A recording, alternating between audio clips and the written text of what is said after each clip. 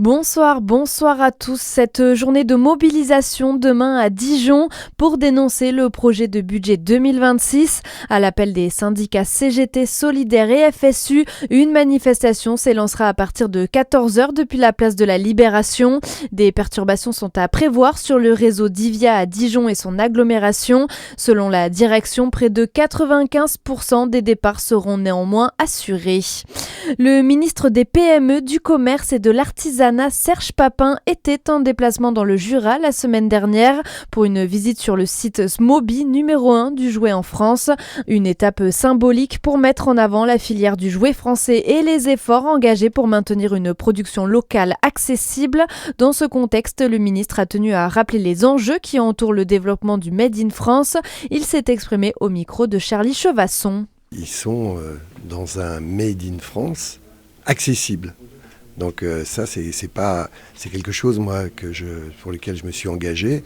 Donc j'ai ici un exemple très concret et à un moment, on s'approche des fêtes de Noël, donc c'est tout un symbole. Il faut que les entreprises françaises, en particulier les PME, réduisent ou du moins aient accès à des coûts de production qui permettent l'accessibilité. Donc ça, ce qu'on appelle les CAPEX dans notre jargon, c'est-à-dire la capacité d'investissement, la modernité des outils, c'est très important.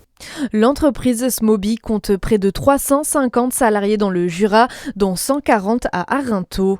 Le soutien de la famille de Frédéric Péchier au tribunal. Cet anesthésiste soupçonné d'avoir empoisonné 30 personnes, dont 12 mortellement. Aujourd'hui, plusieurs membres de sa famille se sont exprimés à la barre, notamment ses parents, son frère, sa fille et son ex-épouse. Tous l'ont soutenu, dénonçant un procès inéquitable. Cet homme est innocent et je serai avec lui jusqu'au bout, a déclaré son frère. Dans le reste de l'actualité, bâtir une paix juste et durable pour les Ukrainiens et pour l'ensemble des Européens. Voilà l'ambition affichée par Emmanuel Macron. Le chef de l'État s'est exprimé à l'Élysée aujourd'hui aux côtés du président ukrainien Volodymyr Zelensky, de nouveau en visite à Paris.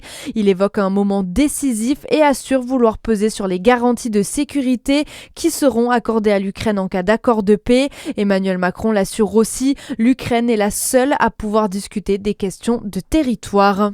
Son édition 2026 devait débuter dans moins de 2 mois, mais le festival de la BD d'Angoulême est officiellement annulé. L'événement était dans la tourmente depuis plusieurs semaines après un appel au boycott des auteurs et des éditeurs, puis le retrait des financeurs.